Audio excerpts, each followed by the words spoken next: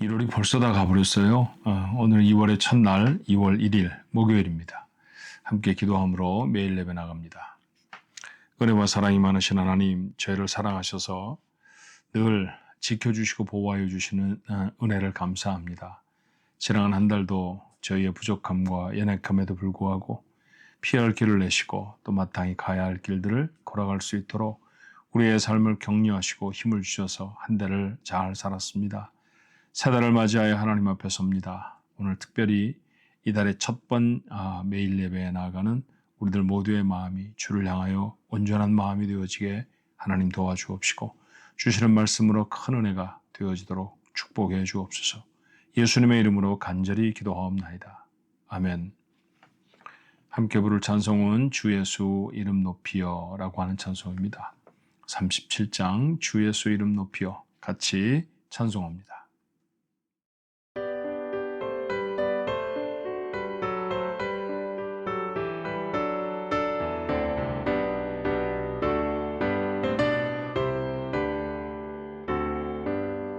주를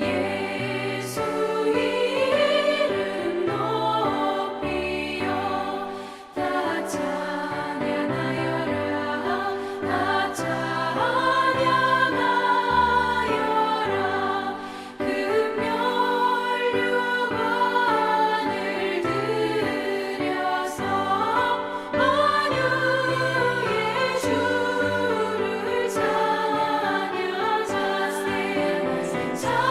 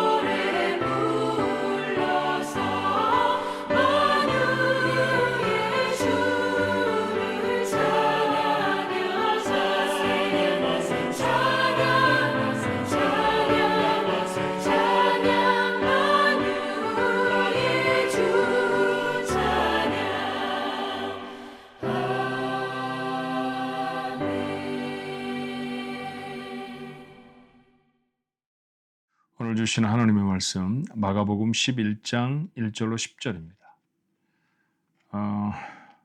2월에도 여전히 저희들이 마가복음을 묵상하게 되겠고요.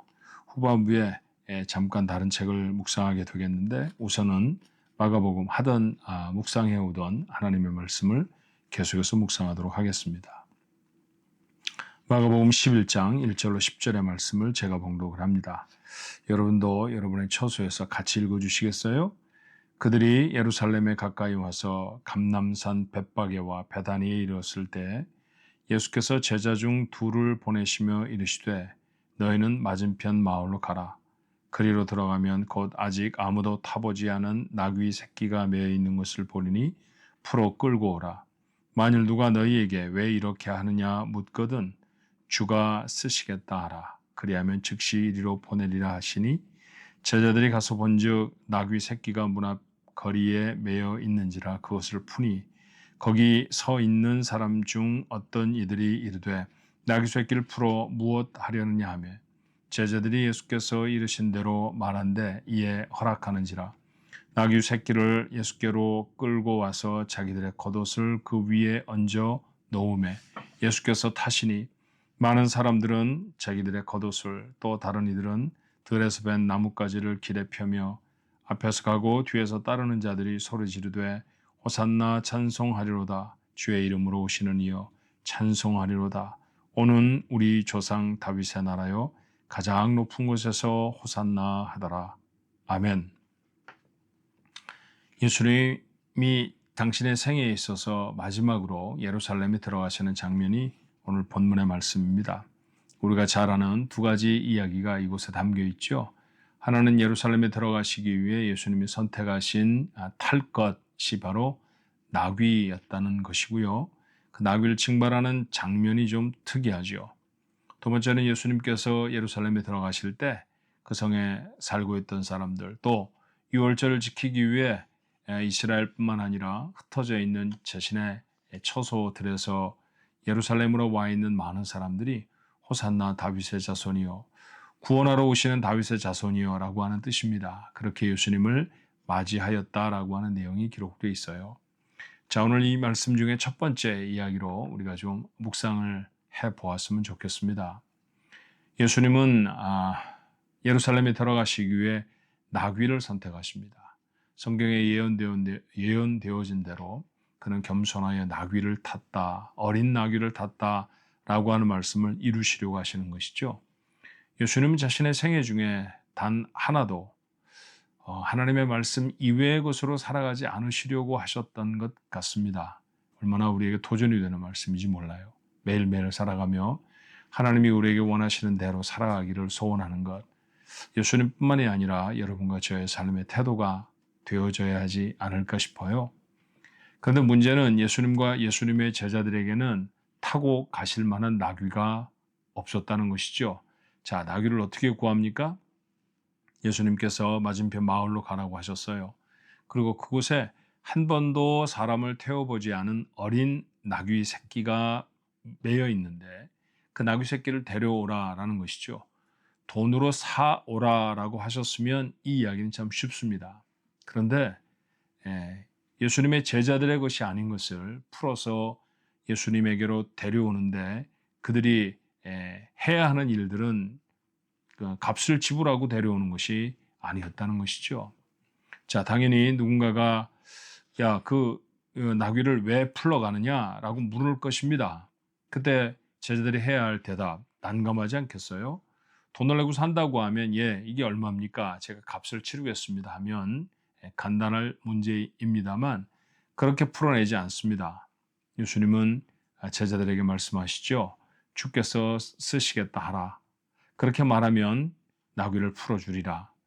자, 그 말을 그대로 믿고 제자들은 건너편 마을로 갔고요. 가보니 정말 예수님이 하신 말씀처럼 어린 나귀 새끼 하나가 있어서 그 나귀를 풀어냅니다. 자기 것이 아닙니다. 요즘 말로 말하면 자기 자동차가 아닌데 문을 열고 들어가는 것과 거의 다름이 없다라고 생각하시면 될 거예요. 무례한 일이고 그리고 대단한 오해를 받을 수도 있는 일입니다. 당연히 누군가가 질문을 했겠죠. 그거 당신들 것 아닌 것 같은데 그거 왜 풀으시는 거지요? 그렇게 질문을 받았습니다. 제자들, 마법을 부리는 주문처럼 혹시 생각했던 건 아닐까요? 주께서 쓰시겠다 하라. 도대체 이렇게 말하면 줄까? 우리가 생각할 때에도 의아스러운 대답입니다. 그런데 그들은 예수님이 그들에게 하라고 하신 대로 주께서 쓰시겠다 대답을 했고요. 그리고 주인은 아무 그 저항이 없이 그 새끼를 풀어서 제자들에게 넘겨줍니다. 살아있는 동물, 그것도 새끼라고 하면 어미보다는 값은 덜 나겠습니다만 그가 가지고 있는 재물 중에 제법 큰 값을 차지하는 것 아닐까요? 쉽게 누구에게 줄 수 있는 물건이 사실은 아닙니다. 그런데 그가 쉽게 그 나귀를 풀어주는 이유가 무엇이었느냐 하면 주님이 쓰시겠다고 하셨기 때문입니다. 그렇게 묶여있던 나귀를 풀어서 제자들은 예수님께로 데려오지요. 저는 이 말씀이 제게 참 큰 은혜가 됩니다. 때때로 주의 일을 하려고 하면 우리를 묶어놓는 것이 많습니다. 매일매일의 삶에서도 그래요. 오늘 하루 내가 누군가에게 복음을 전하려고 하면 주님의 일이죠. 그런데 그 복음을 전하는 일을 방해하는 일들도 반드시 생긴다는 것 경험해 보신 분은 아시죠? 하나님의 교회를 섬깁니다. 보통은 1년 정도의 커밋먼트, 1년 정도의 헌신이 필요하죠. 제가 올해는 집사로, 제가 올해는 어떤 부서의 일꾼으로 교회를 섬기겠습니다. 근데 그런 다짐을 하려고 하면 대단히 부담스럽고 불편합니다. 내가 세운 계획들을 제대로 다 수행하지 못하는 건 아닐까? 혹시 내가 이 일을 잘못하게 되지는 않을까? 라고 하는 여러 가지 생각 때문에 쉽게 움직이지를 못합니다. 어떤 분은 건강이 어려워서 선뜻 나서지 못하는 분이 있고요. 어떤 분은 자신의 삶에 여러 가지 환경과 처지 때문에 하나님의 일을 온전히 감당하기가 부담스러워하는 분들이 계십니다. 그런데 그런 우리의 마음에 오늘 본문의 말씀은 얼마나 큰 도전입니까? 분명히 묶여 있습니다. 풀려질 수 없는 것입니다. 그런데 주께서 쓰시겠습니다. 라고 말하니 풀려졌다는 것이죠. 이건 저한테 큰 은혜가 되었어요. 여러분, 여러분의 삶을 주께서 쓰시는 곳으로 서보십시오. 그러면 여러분의 삶에 묶여진 것들이 오늘 이 나귀가 풀려지듯이 풀려지는 역사가 일어날 수 있지 않겠습니까?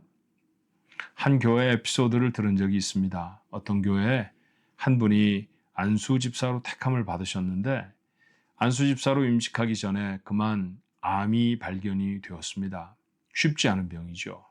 목사님도 그리고 임직을 해야 되는 그 남자 집사님도 고민이 깊어져 갑니다. 그런데 어느 날 목사님의 마음에 이 말씀이 담겼다는 거예요. 목사님은 이 말씀을 들고 집사님을 찾아갑니다. 집사님, 하나님이라 하십시다. 그러면 하나님이 당신을 병에서 풀러서 건강하게 해주실 줄로 믿습니다. 어떻게 보면 어리석은 말처럼 보이는 이 말에 집사님은 아멘 했고요. 아픔을 이끌고 나와서 그는 임직식에 참여해 안수집사가 되었습니다.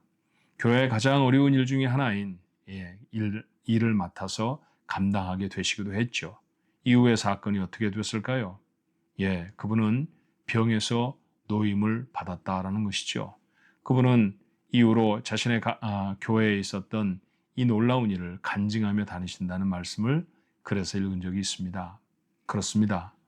여러분의 삶을 묶어놓는 것이 무엇입니까? 주께 쓰임이 되도록 여러분의 삶을 내어놓는 것은 어떨까요?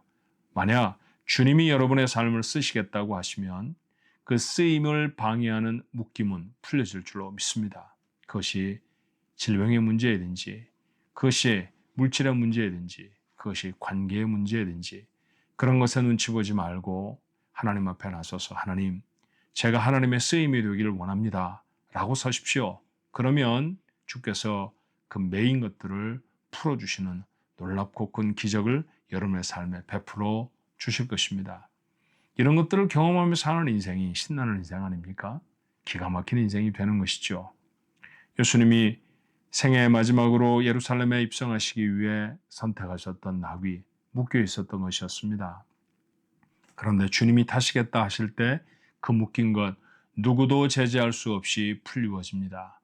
오늘 우리의 삶에 묶여진 것들이 참으로 많지만 나를 주님이 쓰시는 곳에 드리겠습니다. 여러분이 결단하신다고 하면 여러분의 삶을 묶어놓은 모든 문제도 풀리워질 줄로 믿습니다. 2월 한 달은 그런 결단을 하며 지나가 보면 어떨까요?